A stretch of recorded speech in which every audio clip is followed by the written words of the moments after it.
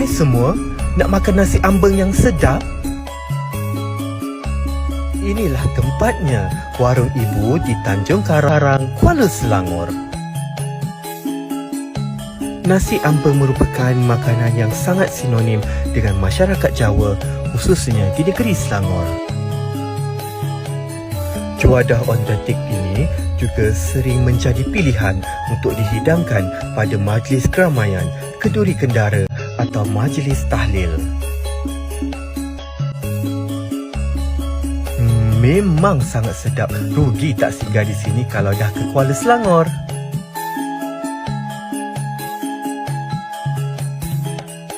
Nasi ambeng merupakan menu istimewa masyarakat Jawa Malaysia dan disajikan dalam majlis tertentu seperti kenduri kesyukuran dan kenduri arwah.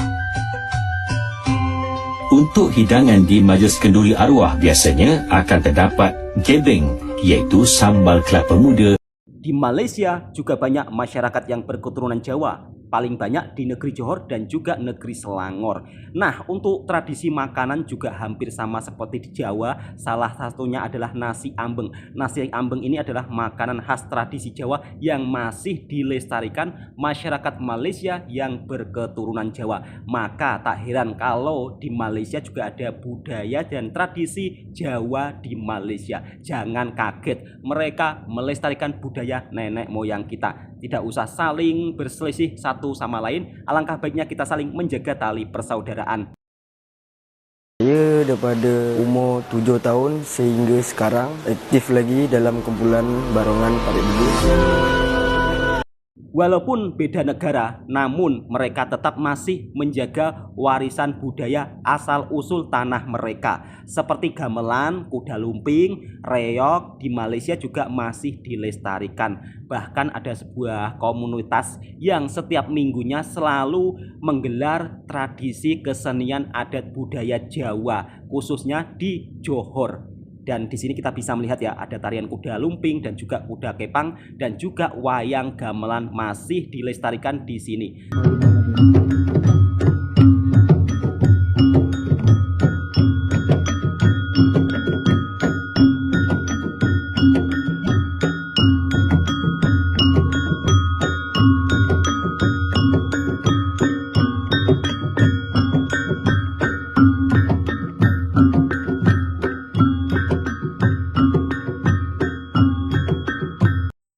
Assalamualaikum warahmatullahi wabarakatuh. Bismillahirrahmanirrahim. Populer di Malaysia, tapi tidak populer di Indonesia.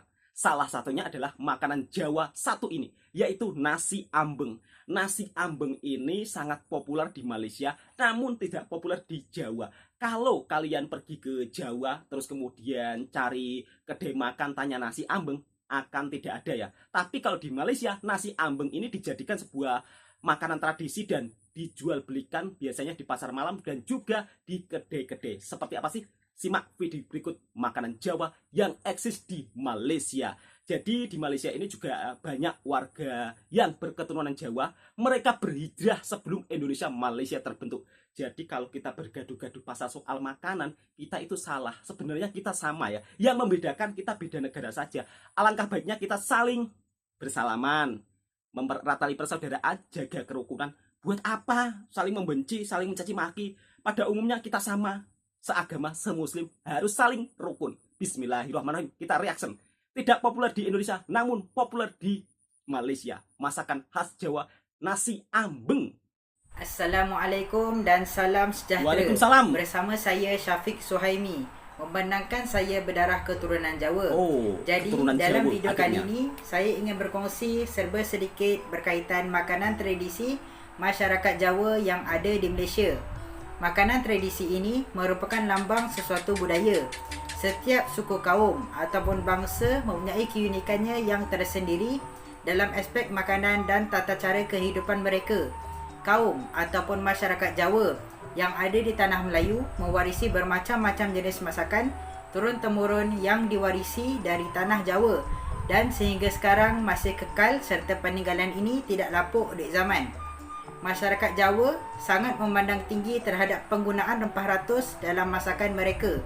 Cara memasak dan penggunaan bahan juga sangat teliti lantas menjadikan masakan-masakan Jawa ini unik dan mempunyai kelainannya yang tersendiri. Masyarakat Jawa juga sangat menerapkan budaya gotong royong, Betul banget. ataupun dalam istilahnya kami panggil rewang. Bila mana majlis kenduri kahwin berlangsung, jarang sekali kita lihat masyarakat Jawa ini menempah perkhidmatan catering. Kebiasaannya, kami sebagai masyarakat Jawa lebih gemar rewang dibandingkan menggunakan perkhidmatan luar. Gotong Hal royong. ini dapat menjamin masakan kami dari segi warisan dan rasanya. Uniknya masakan Jawa ini adalah setiap masakan mempunyai sejarahnya yang tersendiri. Bukan itu sahaja, malahan dari segi istilahnya mewarisi bermacam-macam kebaikan. Mesti ada di antara kalian yang keturunan Jawa kan? Dalam bahasa Jawa, kami panggil makanan ini dengan sebutan panganan. Dan inilah perkongsian yang akan saya bawa, iaitu beberapa makanan popular yang diwariskan dalam masyarakat Jawa, atau lebih ringkasnya iaitu panganane wong Jawa, iaitu makanannya orang-orang Jawa. Pertamanya, apa yang saya hendak kongsikan adalah sambal goreng. Apa itu sambal goreng? Di antara kalian ada yang pernah makan tak? Sambal goreng Jawa ini boleh dikatakan satu kemestian untuk dihidangkan pada hari istimewa seperti Hari Raya Aidilfitri atau majlis kenduri dan juga majlis tahlil. Tambahan pula, dapat makan sambal goreng dengan nasi ambeng. Memang sedap. Rasanya yang sedap hasil campuran pelbagai bahan menjadikan resepi sambal goreng Jawa ini mendapat tempat yang tinggi dalam carian resepinya. Tiada yang salah, tiada yang betul bagi versi sambal goreng Jawa asli ini. Semuanya asli dan sesuatu versi itu terpulang kepada tempat dan kawasan-kawasan yang tertentu. Seperti contoh orang yang berdarah Jawa di Johor, mungkin mereka lebih gemarkan makanan sambal gorengnya yang sedikit basah. Mereka mencampurkan santan dalam penggunaan sambal goreng mereka. Manakala orang yang berdarah Jawa di Selangor, mereka lebih gemarkan versi yang kering. Selangor juga banyak keturunan Jika anda Jawa. berhajat makan sambal goreng Jawa yang asli, antara bahan wajib ada ialah suun, kentang, tahu, pucuk dan tempe. Manakala sayur yang selalu menjadi pilihan adalah kacang panjang. Tiada lauk pauk ditambahkan sebab ianya dihidangkan dengan nasi ambeng.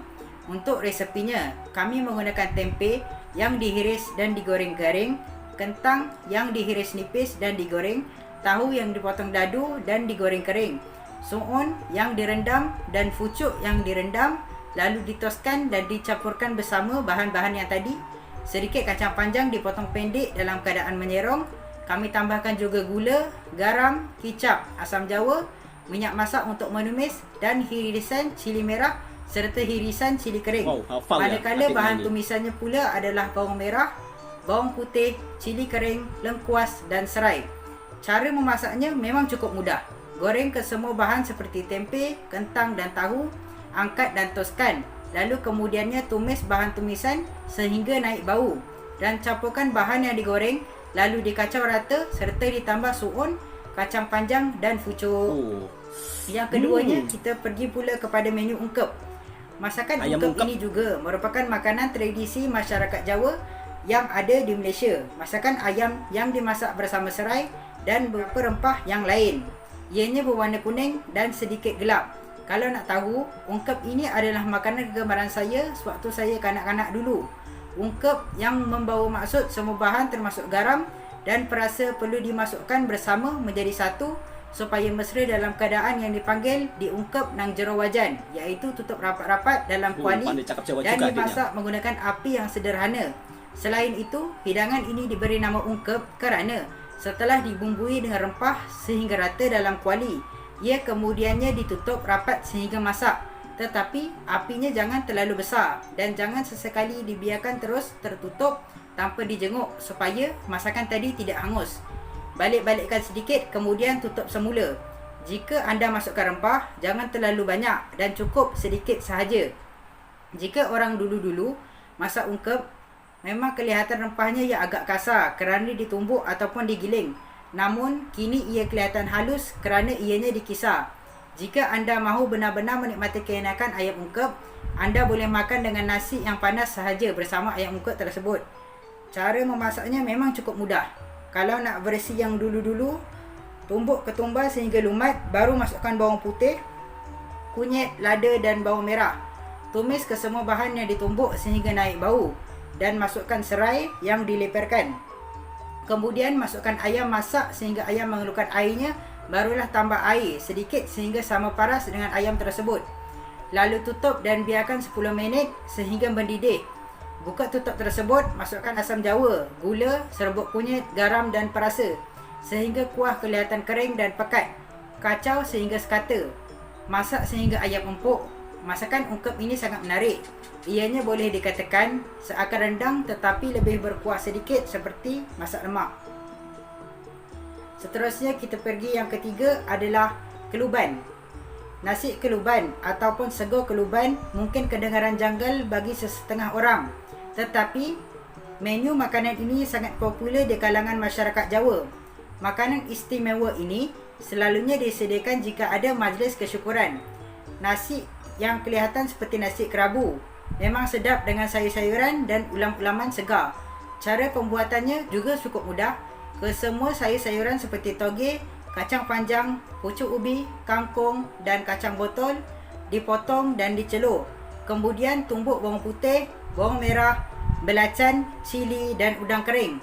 Belacan tersebut kalau nak sedap boleh bakar dahulu sekejap di atas api. Isi kencur ataupun orang Melayu panggil cekur. Ditumbuk berasingan dan daunnya dimayam halus. Gaulkan bahan-bahan yang ditumbuk tadi dengan kelapa parut yang disangai kering. Lalu tambahkan gula, garam, kencur dan sedikit air asam jawa. Kemudian gaulkan pula dengan bahan-bahan yang telah dicelur tadi. Cadangan hidangan adalah lapikkan talam dengan daun pisang dan letakkan nasi dengan anggaran 5 orang makan. Lalu letakkan keluban di atas nasi, telur, ayam goreng, tempe dan ikan masin. Ataupun kami panggil ikan masin tersebut adalah gereh. Nasi keluban ini juga dibuat sewaktu majlis mu putih, iaitu majlis cukur jambul, ataupun di majlis mitoni, iaitu sempena kandungan ibu berusia 7 bulan. Nasi kerabu ini ataupun sego keluban juga dibuat sewaktu munjung di bulan Ramadan, ataupun membuat majlis kesyukuran berkatan. Bila mana dapat makan beramai-ramai dalam satu dulang tu, kenikmatan dia memang tiada tandingan. Masakan ini juga amat berkhasiat dari segi kandungan sayurnya yang beraneka dan yang jelas memang sangat sedap. Bonus, kita pergi pula kepada menu yang sangat popular dalam masyarakat Jawa. Makanan tersebut merupakan nasi ambeng. Mesti anda tidak asing dengan menu ini kan? Nasi ambeng merupakan makanan wajib bagi masyarakat Jawa, terutamanya bila kondangan. Istilah daripada perkataan kondang mangan yang membawa maksud undangan makan. Cara yang betul makan nasi ambeng ini adalah menggunakan satu dulang yang dikongsi bersama 4 ataupun 5 orang. Ambeng juga yang membawa maksud dulang dalam bahasa Jawa sedikit sebanyak dapat mengeratkan hubungan silaturahim antara satu sama lain. Kami juga panggil nasi ambeng ini sebagai sego ambeng. Sego iaitu nasi dan ambeng iaitu dulang. Makan berjemaah ini amatlah digalakkan dalam sunnah Nabi kita Muhammad sallallahu alaihi wasallam. Dalam satu dulang ini mempunyai nasi yang dijamakkan bersama-sama lauk pauk ataupun dalam Jawanya kami panggil jangan. Kenapa pula jangan?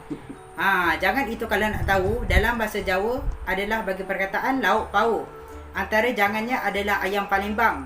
Ayam Palembang ni dia macam ayam kicap, tetapi dia mempunyai keunikannya yang tersendiri.